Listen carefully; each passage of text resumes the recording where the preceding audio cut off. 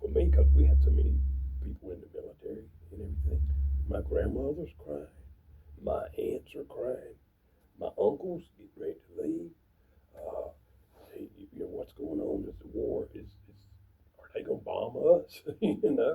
And we're right there at Bragg, so we could. There were times when they were dropping, doing practice drops. You could feel the ground shake all the way. And I don't know if it was up here, Probably not. but it's kind of shocking, surprising that they were doing it, but they were preparing. And my uncles, you couldn't get it so far away from Bragg. You know, same thing in we were uh, during Vietnam.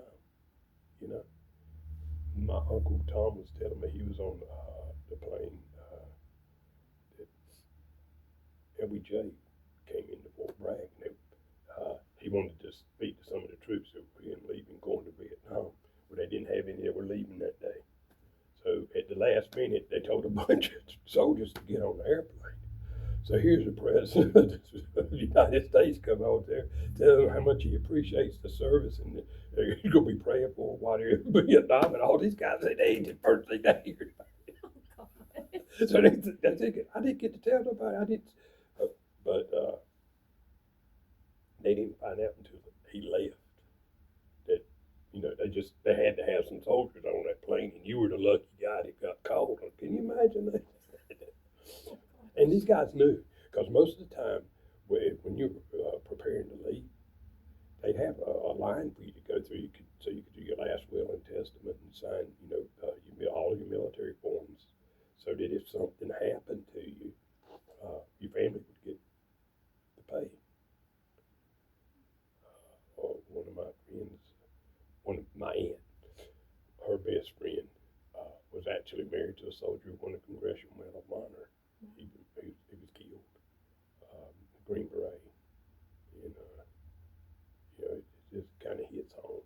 At the time it's all happening, and sweetheart, it sounds crazy to people now, but I was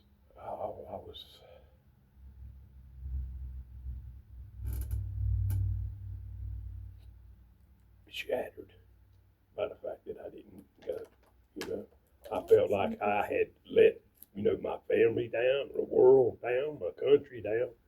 But it's just my age, and it's just the way it worked out. It wasn't just you. My grandpa says the same thing, but for different reasons. Mm-hmm. He almost joined the Navy, but he couldn't swim, and he was scared of water. But he had been recruited because he was a valedictorian in high school. Mm-hmm. He'd been recruited from the sharecropping farm into the Navy, but he couldn't pass the stuff, and he felt awful about it. That was he's like, I'm going to serve, I'm going to do this. Because he was born in 1944, I think it was. So he witnessed the end of World War II, like when the troops came back. Mm-hmm. So he had been wanting to do that for a while, and then when I think one of his brothers served as well. So he felt the same way you did, but for different reasons. It's not crazy, it makes sense. Well, part of the reason I'm here is because of the Korean War. I think I've shared it with you guys.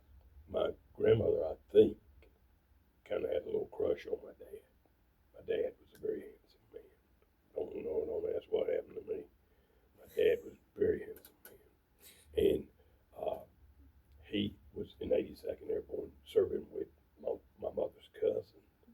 So the cousin was coming home, so he brought my dad with him. And that's when my dad met my mom. And she was only 15 years old. And he was getting ready to, the Korean War was going on, so they're thinking he's getting ready to go back to Korea and everything. So my grandmother was telling my mama, he could die and not be able to come back, so you ought to go ahead and marry him before he goes. So she married him at 15, and it's because of Korea. And they got married on Christmas Eve, 1952. And things happened, and the war was ending. But I was born in September 1953, and I never will forget it. Was the story. She didn't tell me first, but she confirmed it was true. That when she found found out she was pregnant, she asked the doctor would it leave bad scars on her stomach because she thought they had to cut the baby out. That's how much of a child she was. She didn't understand, you know. And I guess there was a lot of that going on at the time. I guess in the past, that's been a part of the war. You know, get married now because you might not make it back, and you'd have a lot of young widows with children they couldn't fend for, and they'd have to marry just anybody who would take them with other man's children, and blah blah blah. That makes for bad things to happen to certain people. When you're ready, there's not a ton of questions. I may skip over just a few that aren't relevant as much. Or my math on it, right? She gave us so many varied questions that some of them don't apply to certain people born after a certain time because. Right, I can't talk about the Great Depression. You can't talk about certain time frames because you weren't born. So she just gave us a generalized list because it's anybody over the age of 55. Okay. So she gave us everything that we could possibly think of just because. Dad was disappointed I couldn't do him because he's not quite 55 yet. He's like 53 and he's like, oh my. I was so close. You getting me that I'm old. We'll tell him his day will come. He was born 1971. I'm like, that's not been that long.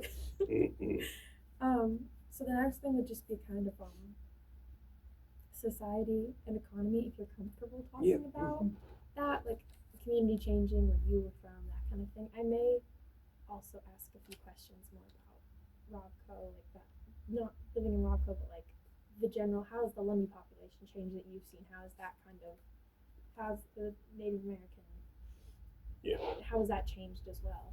Because you have an interesting perspective on that. Yeah, okay. If that's all right with you. Yes. Okay. So,